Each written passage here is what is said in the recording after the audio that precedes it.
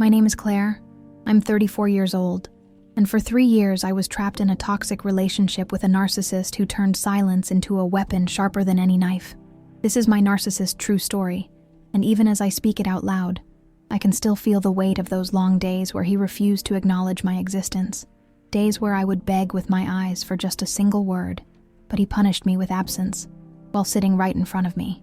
It was not silence born of peace, it was silence built to destroy. The first time it happened, I didn't even recognize it as abuse. I thought maybe he was tired, stressed, or just in a bad mood. But the truth is, that silence was his way of establishing narcissist control over me, teaching me that my worth, my sense of reality, even my right to speak depended entirely on his permission. And I learned that lesson quickly. If I asked too many questions, if I tried to break the silence, he would sigh loudly, roll his eyes and say, "You're so needy, Claire. Can't you just leave me alone for once?" Those words cut me deeply, because all I wanted was connection, and he twisted that need into weakness. At first, it was subtle. He would go hours without speaking to me, even though we lived in the same small apartment. He'd sit scrolling on his phone, laughing at something online, and I would sit just a few feet away, invisible. I remember whispering to myself, "Does he hate me? Did I do something wrong?" It became a cycle, my mind replaying every word I had said the day before, searching for the mistake that earned me his punishment. That's how narcissist abuse starts. Not with shouting, but with silence that eats away at your soul. And when he finally did speak, it was never to comfort me. It was to remind me of my flaws. "You talk too much. You're too sensitive. No wonder people get tired of you." Those words became seeds planted in my chest, growing into constant self-doubt. This is what living with a narcissist feels like, slowly losing your sense of self because you are always wrong, always too much, or not enough. That is the invisible violence no one sees. Friends would ask, "How are you two doing?" And I would force a smile, pretending everything was fine, while at home his silence echoed louder than any scream. The worst part was how quickly I started adjusting myself to avoid it. I stopped bringing up my day at work. I stopped asking him what he wanted for dinner. I even trained myself to walk more quietly, to avoid making noises that might annoy him. This is how the narcissist manipulation works. You begin to erase yourself piece by piece, thinking that if you become smaller, quieter, easier, maybe then he will see you, maybe then he will love you. But the truth is, nothing was ever enough. I remember one week in particular when the silent treatment lasted almost 4 full days. 4 days where he would not look at me, not answer me, not acknowledge I existed in that apartment. I cried in the bathroom so he wouldn't see my tears, because if he saw me broken, he would only smirk and say, "See, this is why I can't deal with you. You're too dramatic." The gaslighting story of my life was that he convinced me I was the problem, that my desire for love, for communication, for kindness was somehow excessive. And when you are trapped by a narcissist, you start believing that lie. By the 3rd day of his silence, my body ached. It wasn't just emotional pain. It was physical. My chest felt heavy. My stomach churned. My hands shook every time I tried to speak, because I already knew there would be no answer. Living with a narcissist meant existing in a constant state of waiting, for approval, for forgiveness, for a word that never came. That invisible prison of silence made me feel smaller than I ever imagined I could feel, and yet I stayed. When he finally did open his mouth, after those long 4 days, it wasn't to end the pain, it was to deepen it. He looked at me coldly and said, "Do you even realize how pathetic you are? I didn't talk to you for days, and you still stayed here waiting like a dog. That's all you are. Pathetic." I can still feel the chill in my bones when I remember those words. They weren't just cruel, they were meant to break me completely. That's the devastation of narcissist silence. It isn't the quiet that hurts, it's the weapon hidden inside it. I tell this emotional abuse story because so many people think abuse has to be bruises or screams. But silence, his silence, was the loudest violence I ever endured. And the moment he spoke, after days of pretending I didn't exist, his words destroyed something inside me. This is narcissist manipulation at its core. Control through withholding, humiliation disguised as punishment, and the slow destruction of your spirit. And yet, even after all of this, I stayed longer. Because when you are inside a toxic relationship, You don't see the bars of the cage. You only feel the fear and shame that keep you locked inside. For 3 years, I lived inside a fog that he carefully created around me. His silence was only the first weapon, but it was never the last. Once I became used to waiting, to questioning myself, he introduced the next stage. Lies so subtle that I couldn't even tell where truth ended and manipulation began. That's the thing about living with a narcissist. You think you know who you are, but slowly, he convinces you that you don't even know your own memory. It began with small contradictions. I would remind him about a conversation we had, and he would look at me with disdain and say, "That never happened, Claire. Stop making things up." Or I would confront him about something he promised to do, and he would laugh and reply, "You're imagining things again. Do you hear yourself? You sound insane." Each time he denied reality, my body reacted as if I were falling into a pit. My mind screamed, "But I know this happened," while his voice insisted, "No, it didn't." That conflict between what I knew and what he told me was the beginning of my unraveling. This was classic narcissist manipulation, the gaslighting story that rewrote my reality day by day. I began doubting not just my memory, but my very sanity. I kept journals just to confirm I wasn't losing my mind. I would write down the dates, the promises, the words he used, but whenever I showed him proof, he dismissed it. "You're so obsessed with writing things down. Normal people don't need evidence unless they're guilty of something." His words poisoned me. Suddenly, even my own defense mechanisms, my desperate attempts to hold on to reality, were twisted into proof that I was unstable. The lies grew larger. Sometimes he would disappear for hours, coming home smelling of perfume I didn't wear. When I asked him where he had been, he would glare at me and say, "I was at work. Why are you so paranoid?" If I pushed further, he'd laugh and tell me, "You should see your face right now. You look crazy." And then, silence again. That silence was punishment for daring to question him. The cycle was unbreakable. Question, denial, humiliation, silence. One night I found a receipt in his jacket for a restaurant we had never been to together. It was dated the evening he claimed he was working late. My hands shook as I held it, because in that moment, I finally had proof. Proof that the lies and betrayal were real. Proof that I wasn't imagining things. When I confronted him, he didn't even flinch. He smirked and said, "Oh, that? I went with colleagues. But you wouldn't know because you don't have any real friends." That's when it hit me. He never even bothered to lie convincingly. The truth didn't matter. The point was to keep me questioning myself until exhaustion forced me into silence. And then came the escalation. Narcissist abuse is never static. It grows like a fire, feeding on whatever pieces of you remain. After breaking me with silence and gaslighting, he began humiliating me openly, not just at home, but in front of others. I'll never forget the dinner with his friends where he looked at me, in front of everyone, and said, "Claire's not really good at anything, but at least she tries." They laughed awkwardly, unsure if it was a joke. I forced a smile, but inside I felt like I had been stripped naked in public. That was the first of many public humiliations. On my birthday, he didn't speak to me all day. He left the house in the morning without saying a word, returned late at night, and when I asked if he had forgotten what day it was, he looked at me coldly and replied, "You don't deserve to celebrate. You've done nothing worth celebrating." Those words shattered me. Birthdays are supposed to be a moment of love, of acknowledgement, but he turned mine into an execution ground for my spirit. That was the peak of narcissist control. He made even the milestones of my life feel like punishments. There were times when I felt my body would collapse from the weight of psychological abuse. My heart raced constantly. My stomach burned. My hands trembled. I lost weight without trying. I barely recognized the woman in the mirror. Friends asked if I was okay, but I lied.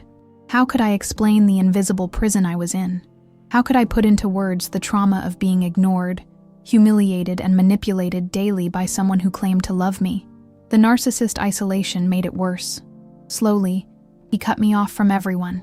He convinced me my friends didn't like him, and if they truly loved me, they would have made an effort. He whispered poison in my ear. "Your family only calls because they pity you. No one actually wants to be around you." And so, ashamed and afraid, I stopped reaching out. Soon, my phone barely rang. Invitations stopped coming. I thought it was my fault, but it was him. He had designed it that way. Isolation was another chain of the invisible prison. He always knew the right time to twist the knife deeper. After days of silence, after humiliating me, he would suddenly show me affection. A kiss on the forehead.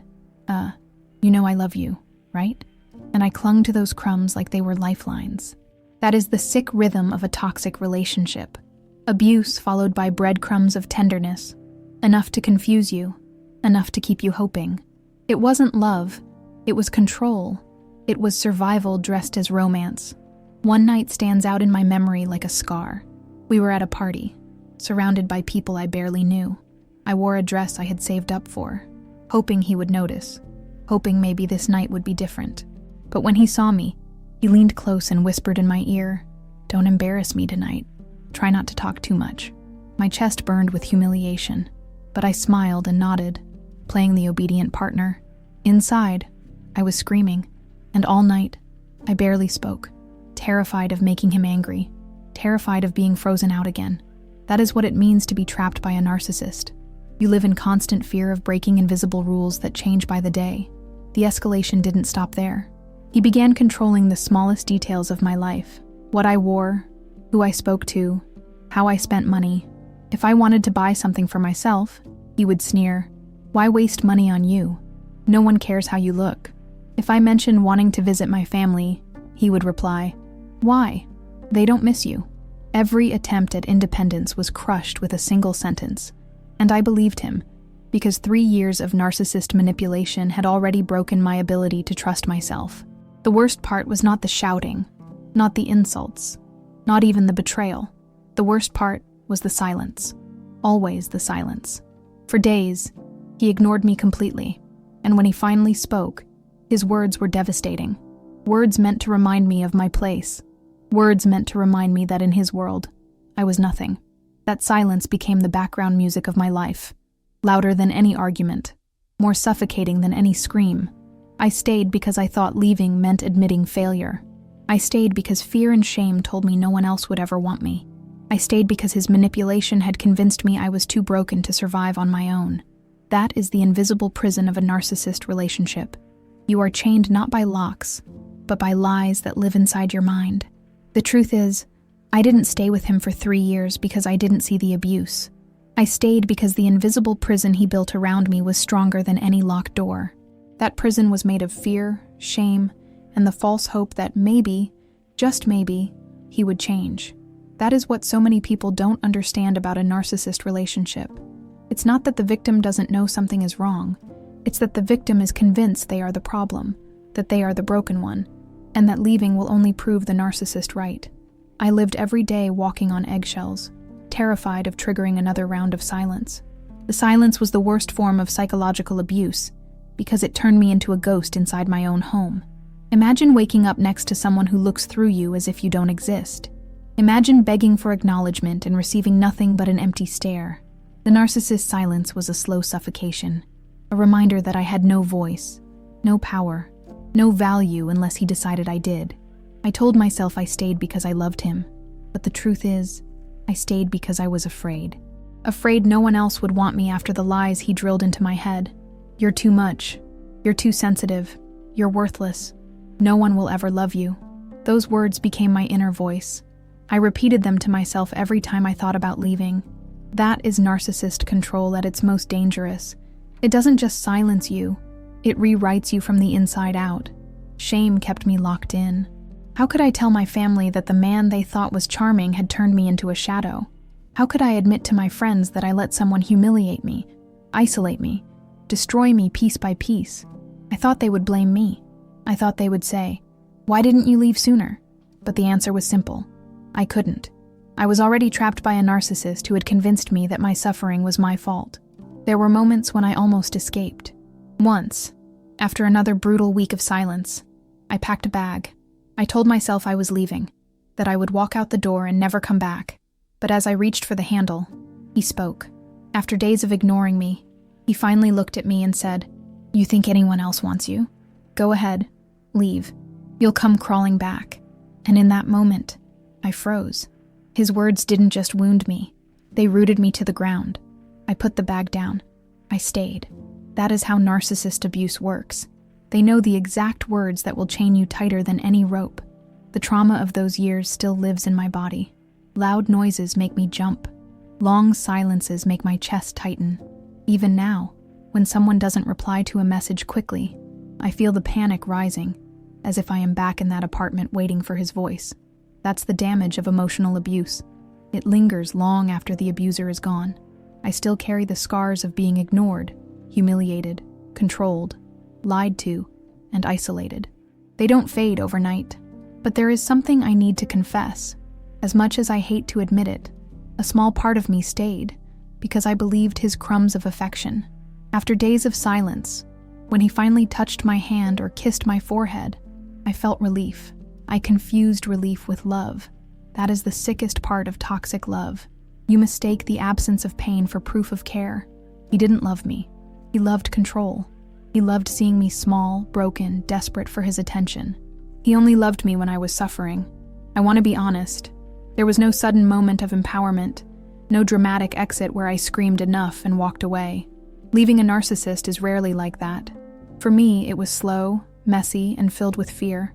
The final straw wasn't even the worst thing he did. It was another stretch of silence, another week of being treated like nothing. And in that quiet, I realized something. He was never going to change. His silence was my future. His words would always be devastating. If I stayed, I would disappear completely. Even now, I wrestle with guilt. Guilt for staying so long. Guilt for believing his lies. Guilt for letting him convince me that I was unworthy. But I also carry a small seed of hope, because speaking this narcissist confession out loud, telling this emotional abuse story in my own words, means he doesn't own me anymore. He controlled me with silence, but now I am breaking that silence with truth. I don't have a happy ending to share. I don't wake up every day feeling free. The trauma still follows me. I still hear his voice in my head sometimes. I still fight the urge to apologize for things that aren't my fault. But I know one thing. I don't want to be broken anymore. He told me once, after days of silence, "You're pathetic. You'll never survive without me." Those words haunted me for years. But today, by speaking them out loud, I take their power away. Maybe I am still healing. Maybe I am still afraid, but I am no longer silent. This is my narcissist true story. This is what it means to live with a narcissist. To be trapped by silence. To be controlled by lies. To be broken by humiliation and isolation. And even though the scars remain, I am choosing to believe that my voice matters again. He only loved me when I was invisible, but I refuse to be invisible anymore.